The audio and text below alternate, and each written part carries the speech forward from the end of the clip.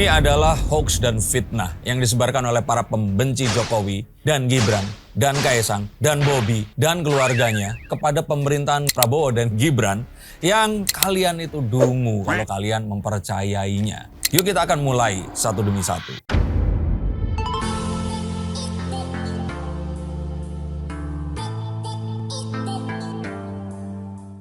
Saya sudah melihat menggunakan kartu-kartu saya, melihat jauh ke tembok istana dan ke otak-otak para pembenci ini tadi. Dan saya merumuskan ada banyak hal di sini. Dan saya akan mencoba untuk melis satu-satunya, karena siapa tahu jangan-jangan kalian juga mempercayainya. Maka segera sembuh dari kedunguannya dan coba cek satu demi satu, jangan-jangan ini yang kalian percaya. Yang pertama adalah Gibran akan mengkudeta Prabowo sehingga nanti pemerintahnya itu nggak akan sampai 5 tahun. Ini bindungu kalau percaya dengan skenario ini.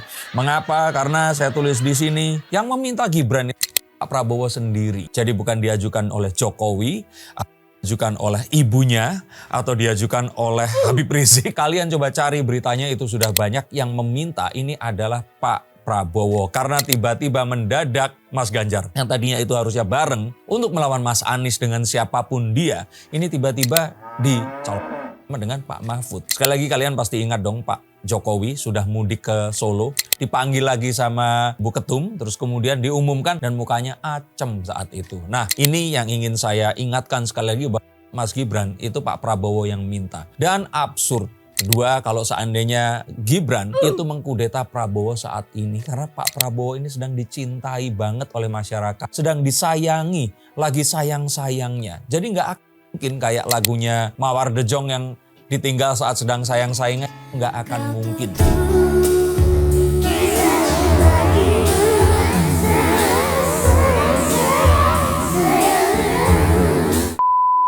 Yang terjadi adalah bahkan ini akan 2 periode akan menemani Pak Prabowo, akan maju lagi. Dan mereka berdua pasti akan melanjutkan apa yang telah dimulai saat ini. Yang ketiga adalah percaya kalau Gibran nanti akan nyalon di 2029, itu juga absurd. Saya sudah katakan Gibran di sini usianya masih belum genap 41 atau 42 tahun. Dan dia tahu bahwa di saat itu kalau dia maju, Mas Anies ini gimana caranya pasti akan didorong. Dan kalau harus berhadapan, kemarin sudah pakai joget, mau ngelawan pakai apa lagi? Anies Baswedan ini apapun itu harus nanti ada di poin-poin terakhir. Makanya tetap di sini. Yang mau diramal kartunya silahkan hubungi nomor di bawah sini. Saya nggak hanya ngeramal para politikus dan artis. Nah tapi kembali di sini lagi bahwa Gibran itu nggak akan mencalonkan diri di 2029. Itu mustahil. Karena dia tahu posisinya, dia tahu elektabilitas dan popularitasnya dan belum akan sampai ke sana. Dia akan sabar, nggak kayak Mas Anies kemarin yang buru-buru. Karena ya kita tahu bahwa kekuatan di belakangnya ini bisa saja berganti-ganti. Maka saya katakan hal itu mustahil untuk terjadi. Itu yang ketiga. Stop dulu sebentar untuk kalian semua yang merasa atau menganggap bahwa saya hanya membacakan tarot untuk artis-artis. Kalian salah. Kalian pun berkesempatan untuk bertatap muka dengan saya atau menanyakan apapun yang kalian ingin tanyakan. Dan biarkan kartu-kartu saya di sini mencoba untuk mencarikan alternatif jalan keluar dari pemecahan permasalahan yang terbaik untuk saat ini dan mendatang. Dan saya jamin ini semua akan private. Hanya kalian dan saya yang akan mengetahuinya. Apapun permasalahannya. Karena saat sebuah masalah terjadi, sebenarnya sebuah solusi itu menanti. Dan siapa tahu solusi terbaik dari permasalahan kalian akan ketemu saat kalian ngobrol dengan saya dan izinkan saya untuk membuka setiap kartunya kepada kalian. Hubungi segera nomor di bawah ini. Dan pastikan nomor ini saja dan izinkan saya untuk membantu memecahkan permasalahan apapun yang kalian alami. Semoga informasi ini bisa membantu kalian memecahkan permasalahan kalian. Oke, lanjut ke konten yang berikutnya.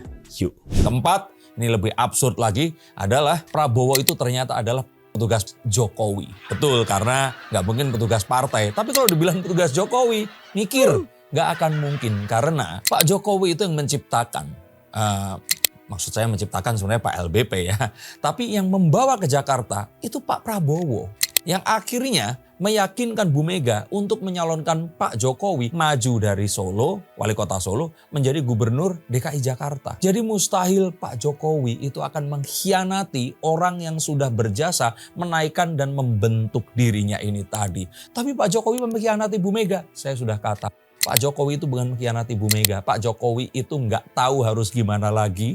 Sudah kadung ngomong sebagai presiden ke Pak Prabowo untuk nanti didukung dan dibarengkan dengan Mas Ganjar. Tiba-tiba ternyata di sana Mas Ganjar barengan sama Pak Mahfud. Bingunglah dia. Nah akhirnya menanyakan dengan siapa. Pak Prabowo menunjuk tuh. Nah akhirnya terjadilah apa yang selama ini dianggap pengkhianatan Mulyono, keinginan berkuasa dan whatsoever.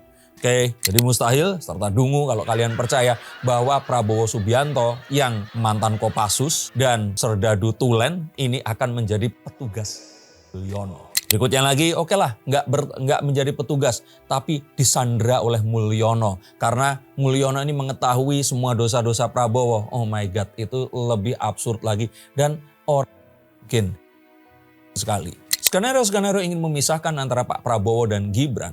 Ini menghasilkan banyak mungkin saja cerita-cerita absurd karena mereka bukan seorang pengarang cerita dan sinetron. Sehingga ngarangnya itu nggak pakai sebuah riset. Sehingga mengatakan Pak Prabowo diam-diam meminta tolong dari tembok istana. Berusaha untuk berteriak dan memohon orang-orang untuk membantu karena dia sedang disandera. Pak Jokowi itu ada di Solo. Ke Jakarta juga cuma sebentar. Dan Pak Jokowi juga kita tahu ya seperti itu orangnya. Mau nyandera gimana caranya? Pak Prabowo yang dikawal terus oleh Mayor Teddy kemana-mana. Ini kalau saya kira ini satu hal yang nggak masuk akal. Dan anehnya dipercaya oleh misalkan kanalnya Bang Refli Harun. Terus Pak Hersubeno Point itu. Gak masuk akal kenapa mereka percaya seperti itu. Makanya saya katakan jangan-jangan mereka sebenarnya juga nggak percaya. Tapi karena banyak penontonnya mereka memberitakan hal itu tadi. Yang berikutnya Gibran yang cari muka, cari spotlight di belakang Prabowo. Ini juga lebih mustahil. Karena Gibran itu nggak mungkin akan bisa bergerak tanpa ada pengetahuan dari Pak Prabowo. Pak Prabowo ini adalah seorang tentara yang pernah terjun di peperangan. Oke, ada tentara yang memang latihan dan belum pernah datang ke peperangan. Pak Prabowo